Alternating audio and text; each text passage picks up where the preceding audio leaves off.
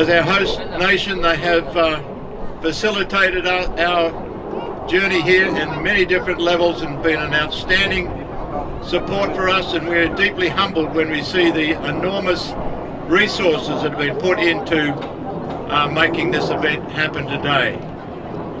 The Israeli flag also symbolises something of the great shared history our two nations have. Our ride through the Negev desert over the past 3 days, following in the footsteps of our forebears, has been a great honour, and our journey through the desert has reminded us of their perseverance. And as we're riding across this hallowed piece of ground, we are brought face to face with their courage.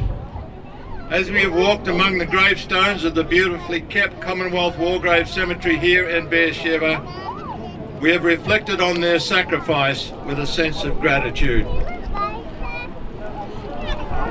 The defeat of the Ottoman Empire, as Calvin pointed out a while ago, was a watershed moment for several nations.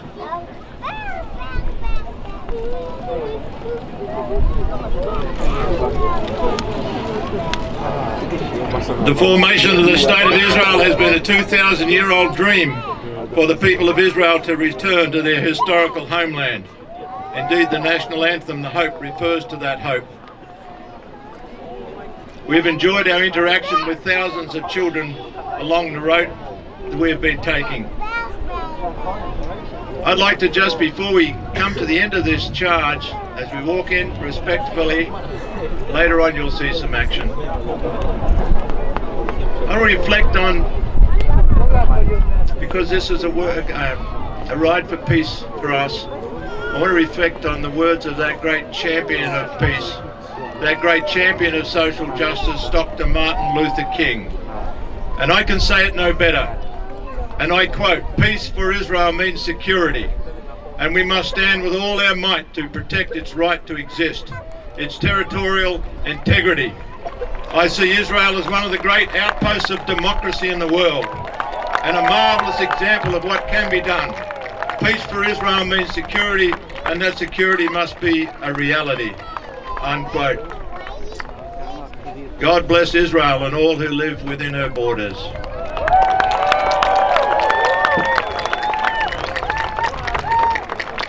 They're coming up to form a troop line,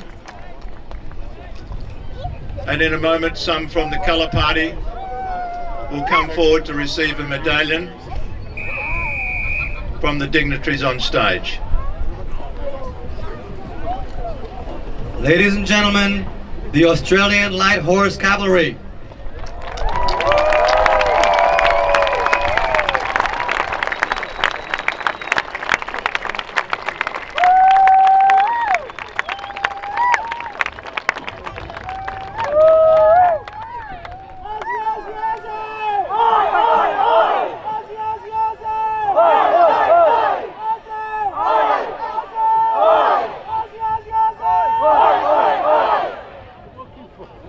In order to distribute the medals to the Light Horse Commanders, I am honored to invite the dignitaries to the front of the stage.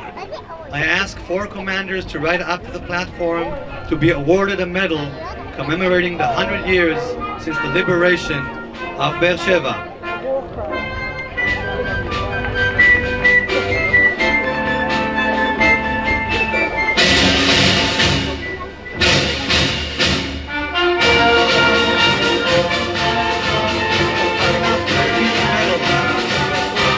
Tom Childs, Arthur DeMaine, Tom Dawson, and Don Moore, representatives of New Zealand.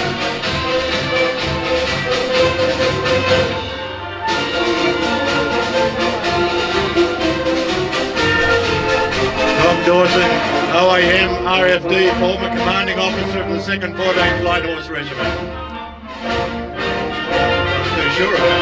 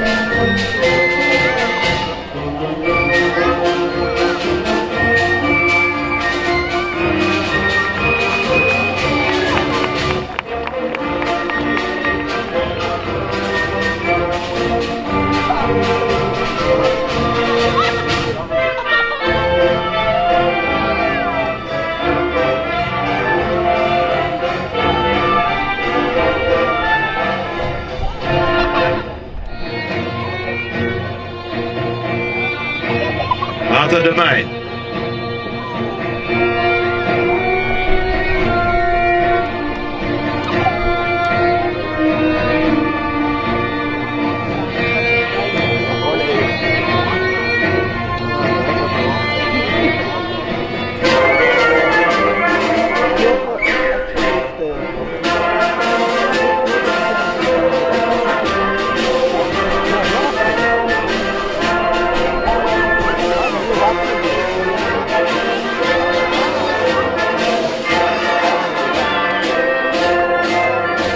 Ladies and gentlemen, Tom Dawson.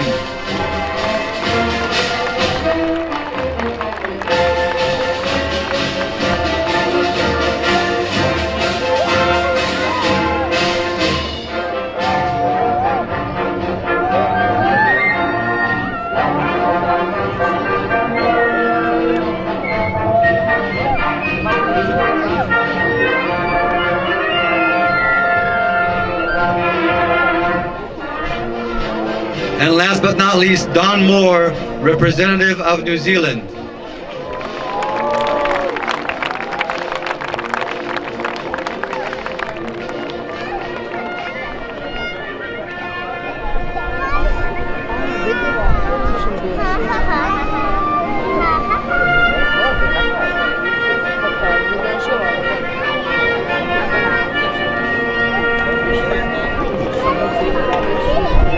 Let's hear it for all these brave men.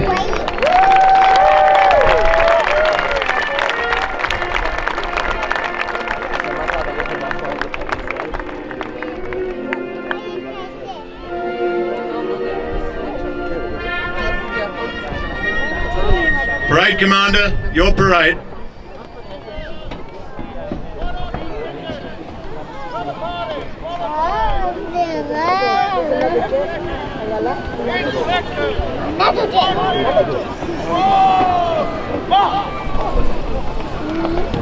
If you hang around, you'll see a little more action than that.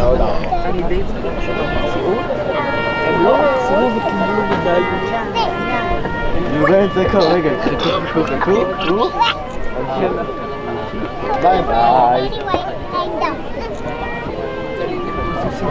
רגע, אבל מה אתה תגיד לך? תדלש מהקצוות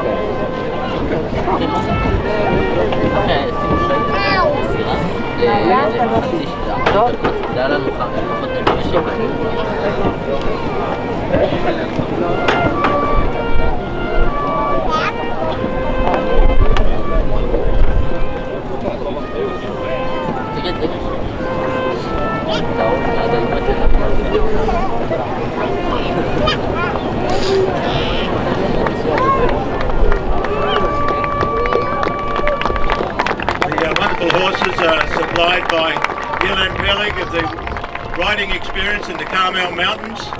Thank you, Ilan Pelik, for these horses.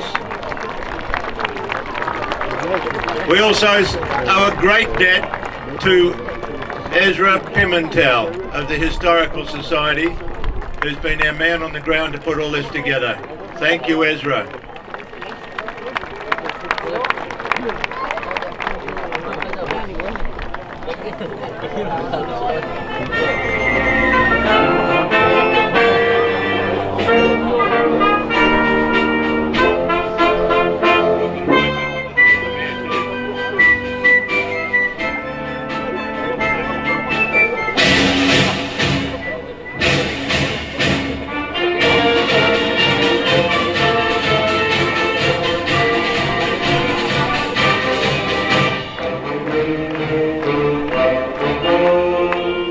It would be remiss of me not to mention the enormous contribution of the Jewish National Fund and to Amit Reingold and the mayor of this astounding city, Rubik Danilitsevich.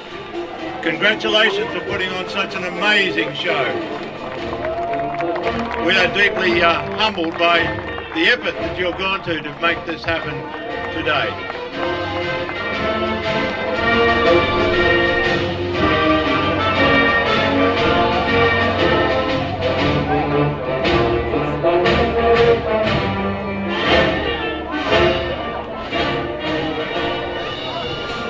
Ladies and gentlemen, thank you for arriving today. A few thanks.